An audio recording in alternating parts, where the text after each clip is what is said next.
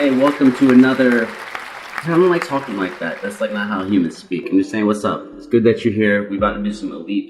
And my voice is raspy. I got kind of a black eye because I got in a fight with the guitarist. No. I was kayaking and like the kayak hit me in the face. That's a whole thing that I'm not going to go into. But anyways, I'm super duper excited to be watching some Alip, man. Dude, this is fantastic. Oh, Kuchin just walked in. So Salamat, how you doing? Akbar. I might not look it, but I'm excited. I'm worn out, but I'm excited. So let's just, can we just listen to some music? Let's go.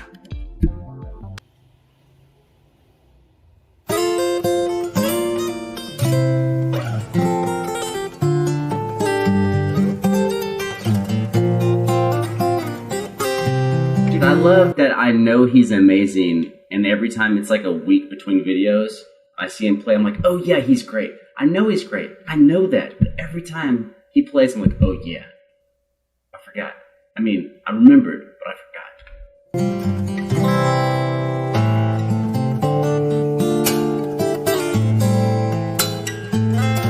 I'm assuming because there's a cigarette back there, he's not going to do any behind the nut bends on strings 6, 5, and 4.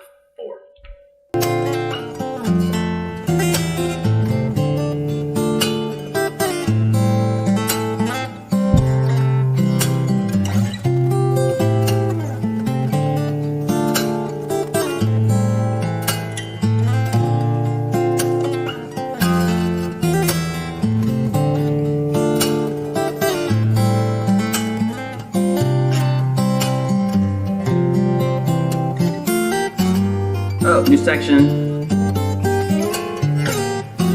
Oh, that's nice.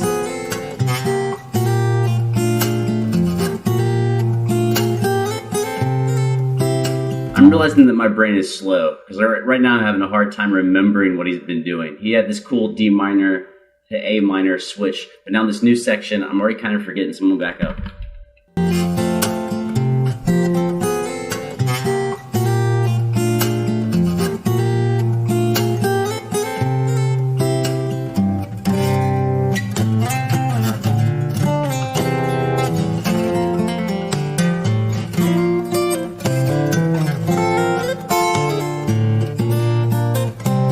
My guy, man.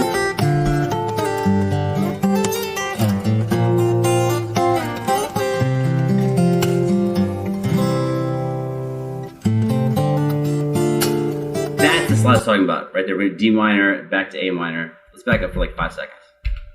Right here.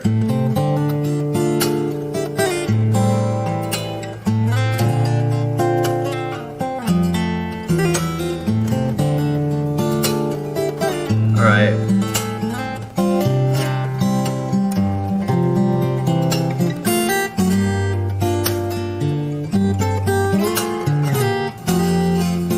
Such a cool little transition.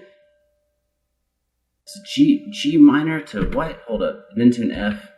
G minor.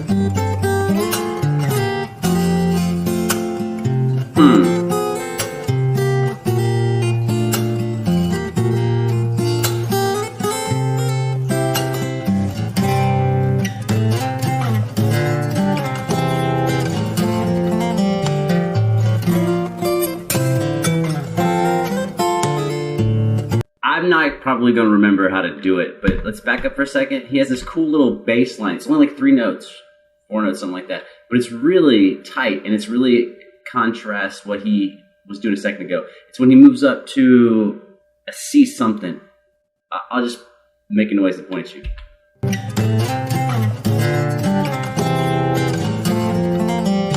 Here. Right there. Bum, ba-da-da, da-da. That's like in the bass line, and there's still a melody underneath. That's dope.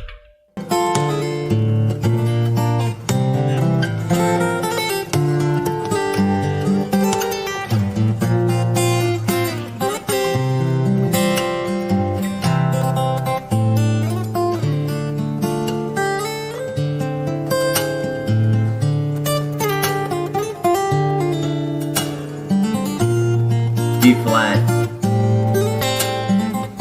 lot of C. We've got a lot of F, C, B flat going on, which means we're pretty much anchored in the key of F. Because C and B flat are the 4 and 5 chords. And then you have that little contrasting middle section.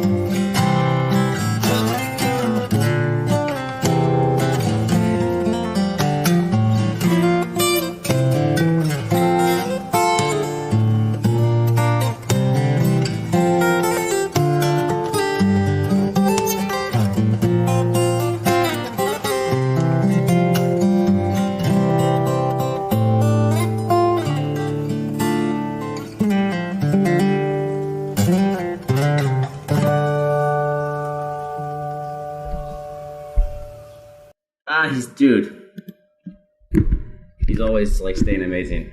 This is one of those days where I'm going to grab that guitar and it's probably a bad idea. It's probably a bad idea. Because like my memory is no good. I'm so like worn out from the stuff. Let's see. I don't know. Are you into guitar? Kind of.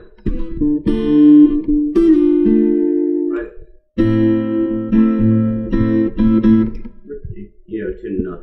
So we're going from this D minor to an A minor.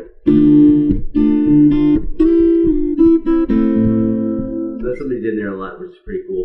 And then one thing which he did, which is not really complicated to do, but sometimes you forget that's something you can do, which is that if you will just go from the root to the 5th of your chord and then back down, it kind of gives a temporary cadential feeling. That's all a stupid word. Cadences are when you have a moment of rest in the music, like not a pause. When a phrase comes to a moment of resolution. So when you say cadential phrasing, you're saying when you play a phrase in such a way that it has a moment of resolution. Usually that's between different chords, right? So for example, right, we go from D minor to G7 to C major. That's cadential, right? Right? Whoops, I told you it was a bad day. There's our moment of resolution. And the resolution is coming from the chord movement, going from D minor to G7 to C. A little 2-5-1 simple jazz thing. You can actually create that within a chord with no chord movement, just by tagging the 5. She did that on that C chord. Right? I didn't really go anywhere, but it sounds like we went somewhere and came back. And you can just repeat it over and over again and it becomes more like a country thing.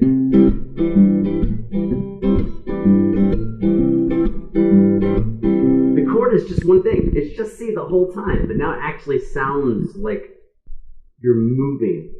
And you're moving because of what the bass line sounds like. But you haven't really went anywhere. It's still just C.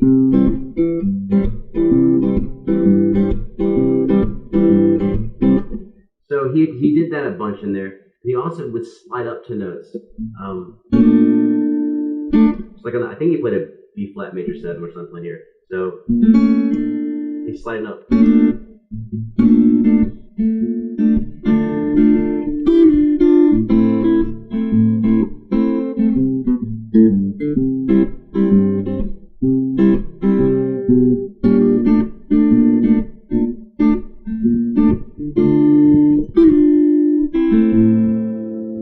I told you I wasn't going to be able to come up with very much today. My brain is just like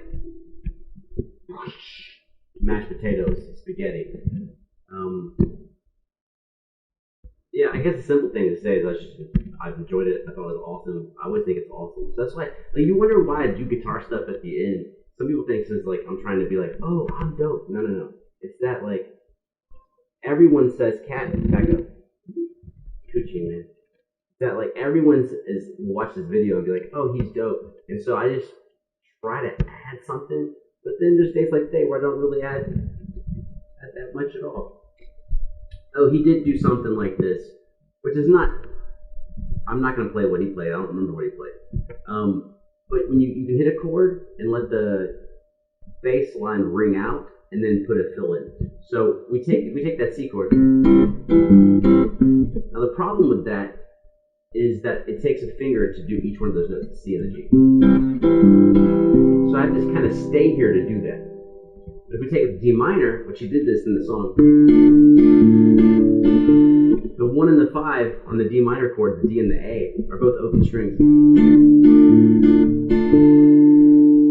So you can actually leave and the D is still ringing.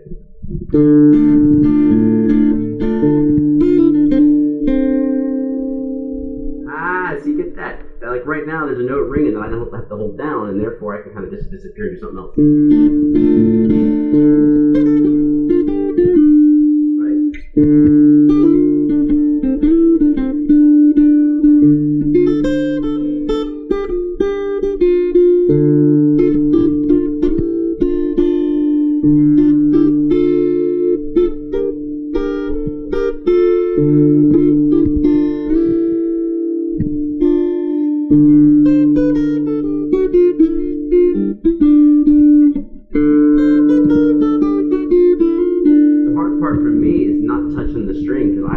I immediately want to, when I play single note lines, I want to rest my hand down. But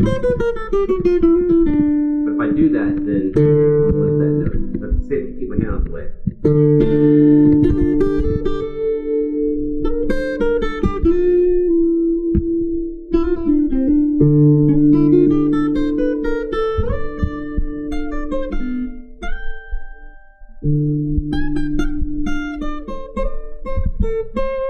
All I'm doing is moving different D minor sections around. I'm taking a D minor here, and a D minor here, and a D minor here. I'm just playing around each one of those spots. Right here.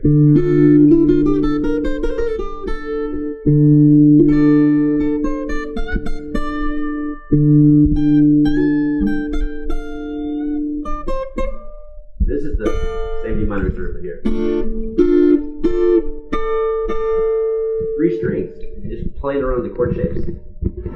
Now, obviously, he's doing a lot of other fancier stuff on top of that. But remember, like all fanciness, actually, when we think about fancy stuff from a theoretical standpoint, fancy stuff is always based in simplicity. Because what you're doing is you're taking something simple and then you ratchet up the performance aspect. You take the amount of notes per measure, where you're shifting the bends, the slides. But I mean, the majority of that song that he played was 4 or 5 chords. You know, he I don't remember them all. A B flat major, a C major, an F, a D minor. Like over 90% of the song was just 4 chords. But it was how he was interpreting those from spot to spot, plus the melody and the bass movement that gave it its complexity of a performance. But the essential material, very simple. The execution, extremely complex. You know, that's what makes him awesome, and other people who are awesome. You know. Cool. Anyways, thank you so much for being here. I should just freeze it with my hand in the air and my mouth open. But I'm not. What's the word? Montop? Mantap. Montap. Montop. Montop. Great. Right? Y'all are awesome. I'm out of here.